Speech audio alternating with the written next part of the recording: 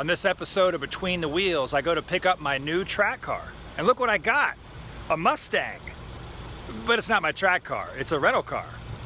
Go ahead, ask me why I'm driving a rental car. Go ahead, ask me.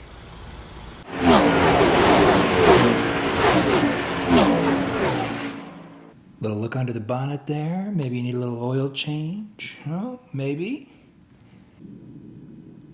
Oh, hey there. Welcome back. If you've been following my channel, you know that I've been engaged in the desperate search for the right track car. Good news. I found one. I found several ones. After spending thousands of hours online on all the usual sites, I found a pretty nice Mark I BMW Z4 that I liked. I found a Mark I Audi TT hardtop. Had all the features that I was looking for. And I found two 986 Boxsters, both of which might have fit the bill. So why aren't I showing you my shiny new track car? Well, a funny thing happened on the way to the bank. The BMW Z4 and the Audi TT, after a short drive, really helped me make a decision that neither one of them quite fit what I'm looking for in a track car. I had fond memories of my previous Z4s, both the Mark I and the most recent era BMW Z4. And the long bonnet, the way the car handled, just the heaviness of the vehicle, I wasn't sure that I was going to feel comfortable pushing my driving skill to its limits in a car that I wasn't really sure was balanced enough for a driver like me. Maybe it works for others, but it didn't quite have the feel, and I didn't feel it right away talking to me as if it could be a performance car for me to learn with. The Audi TT I liked. I've always enjoyed the styling of those cars. I love the interior. Felt pretty balanced, but I could definitely feel the front-wheel drive bias of that car. And not knowing what it was going to feel like after tinkering with some of the Haldex all-wheel drive system components and trying to make it track ready, I was a little concerned I was getting a car that was built on a sedan platform that would never quite feel right for the track. And again, wouldn't serve me as I'm learning about how to drive. So that takes me to the two 986 Boxster candidates. I found one that was in a really nice shade of orange. No, not that kind of orange. A nice shade of orange. It's a color that Porsche calls Zanzibar orange. And sort of a secret desire of mine has always been to not only find a track car, but find an orange track car. It's my favorite color. I dig it. I sort of think that Porsche's 911s and older era cars painted in cool shades of orange always have a little more of a slick look to them. So I liked this color. I liked the car. Needed a lot of work, had a lot of miles on it, but it was a candidate. The second 986 was an all-around stronger vehicle. It had a lot less miles than the orange candidate, and on a long test drive I could feel that the clutch, the transmission, the engine all felt a lot smoother and tighter. Aesthetically, it was in pretty good shape. It needed some work on the inside and the outside, but nothing that I felt like I couldn't handle. So after a pretty lengthy test drive and a discussion with the owner, the price was right, and I thought this is a vehicle worthy of getting a pre-purchase inspection, the next stage in my purchase journey on a 986 Boxster. If you visit any of the owners' forums or any of the Porsche owners' groups, all the reading that I have done certainly recommends a pre-purchase inspection on these cars. Not for the least of reasons, the fact that the car is set up as a mid-engine format. There's a lot of mechanical components that are outside easy examination of an owner or a would-be owner. And so my visual inspection didn't reveal anything that I was concerned about, but I don't know enough and couldn't get access to some of the systems that I wanted an expert to really look at.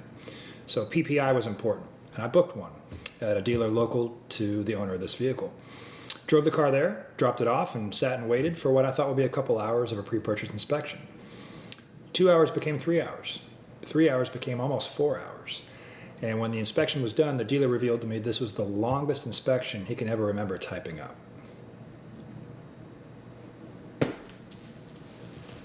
So this is my Porsche Boxster pre-purchase inspection.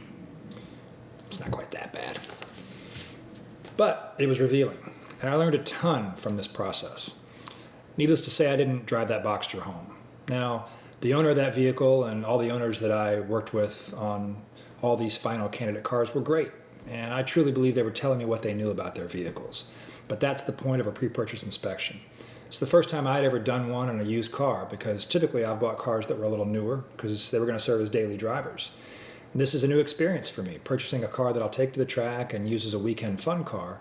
It's a car that maybe going to have a little more miles on it, a little more age on it than other cars that I would have purchased in the past. And so, particularly with a car as complex as a Boxster, a mid-engine car, a car that really needs to be maintained and taken care of, I want to know that I'm getting into something that's going to be stable enough for me to be on the track and also survive some of the punishment I'll put it through. The pre-purchase inspection taught me a lot. What is a PPI for maybe those that aren't initiated? And I certainly wasn't. It's a pretty intense examination that the dealer and the mechanics will take a car through from nose to tail. They take it on a drive, they put it up on a lift, they look at all the systems of the car, they look for leaks, they look for electrical failures, they look to make sure that the electrical system is charging, check clutch and transmission. Some of the things they found on this car were not all that concerning, things that I probably could have handled. Little cosmetic issues, issues with the radio and a face on the front of the AC system that needed to be replaced. Those are all parts available online, and I could have handled that. But they found more concerning things too. They found a rear main seal leak, which is not uncommon to Boxsters. And that I might have attempted because the rear main seal is a job that a lot of Porsche Boxster owners do at the same time as they're addressing the IMS failure that is so common to these cars. And that is sometimes a do-it-yourself job that owners will do when they pull the transmission out to do the IMS bearing. They'll do that rear main seal at the same time and correct that issue.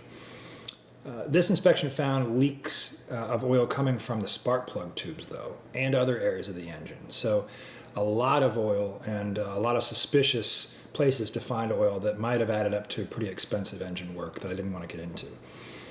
There were other issues. There's a common known problem with 986 Boxsters where the drains that sit behind the driver in the convertible top, if they get clogged with leaves, will cause water to fill up those drainage tubes and leak into the cabin of the car. That soaks the carpet, of course, not good for the car, not good for the interior. It can also short out electrical components inside the car, including the alarm unit, including the system that controls the electric door locks and windows. That had happened in this car, and that alarm unit had been replaced at least once, and the carpet was still wet. That's something I didn't find in my visual inspection. I didn't find from kind of padding around in the car. So the mechanics really saved me. They found a lot of stuff that I wouldn't have found on this vehicle. A vehicle that upon inspection and based on the miles should have been in pretty good condition, but it probably hadn't been maintained as well as it should have. And it was probably not loved as much as the owner should have loved it. What was my favorite thing the inspection found? They found what was described as a bird or rodent's nest inside one of the HVAC vent tubes. So that's kind of cool. A little bird or a mouse or a rat was getting a free ride in kind of a cool German sports car every time this car goes out. But I don't really want a bird or a rat in my track car. So all those things were concerning. So what did I learn? Well, I've decided there's a few cars that won't stay on my short list of track car possibilities. The BMW Z4, as much as I've loved the ones I've owned, didn't feel right. Didn't feel like it fit the style of driving that I'll be utilizing as I push myself on the track. The Audi TT, another car that I've loved from afar, didn't feel like the right kind of car that's going to suit a track driving style. There's also some other cars that I haven't tried yet that I continue to search online and read a ton about. The Mazda Miata, which is a fan favorite. It's a track car mainstay. That remains on my short list, and I want to drive one, give it a try, and see if that maybe fits the bill. What about the 986 Boxster? Did my really bad multi-page pre-purchase inspection shy me away from those cars? A little. I think I'm a little daunted to see how much maintenance those cars need and how much love and how much observation of all the car systems those cars really require to be maintained at their highest level.